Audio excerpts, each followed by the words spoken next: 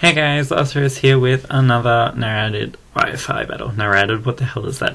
Narrated Wi-Fi battle. It's against iDevinz. I'll put his link in the description. And yeah, so it was a random UU battle. He couldn't find anyone to battle him on the Zat we were on. So I was like, fine, I'll do it. Yeah, fine. Yeah, who wants to battle you? Anyway, so I led off with my net trike and he led off with Mew, and Mew's like, oh my god, and I have to talk really fast to catch up. And he was like, yeah, I'll scary you out. So I just volt switch with my choice scarf and I swap out into my steel, and then steel gets burned and he becomes 50% more useless from 0 usable-ishness. So he becomes negative 50% usable. But that's okay, I still like him. Anyway, we both go for the stealth rocks on the same turn, and then he eventually U-turns out as I go for a Thunder Wave on his switch, which is amazing because I hit the meta jam, and then I looked at the random team I pulled up and nothing wants to take a high jump kink from a Medijam. I'm like, cool story, bro. Not really. So I try and flinch it. That's all I got.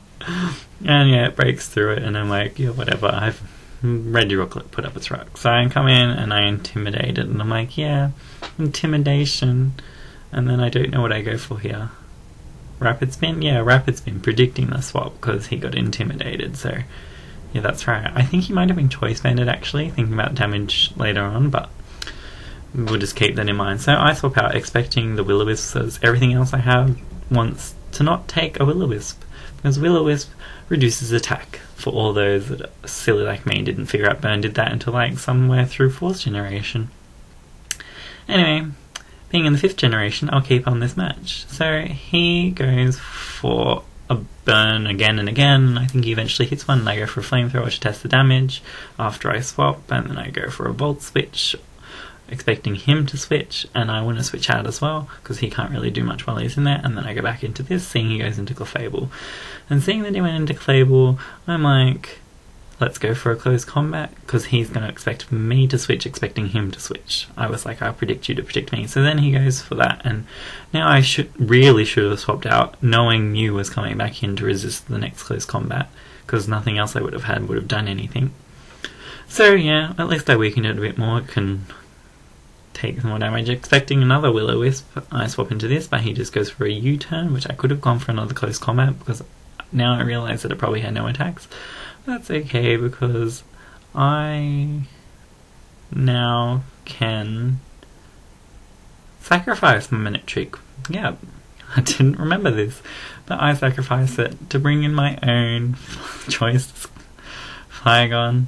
Yeah, I bet he didn't see that coming. So anyway, I U-turn knowing the switch is coming, because we don't want to have a speed tie to see who can kill who.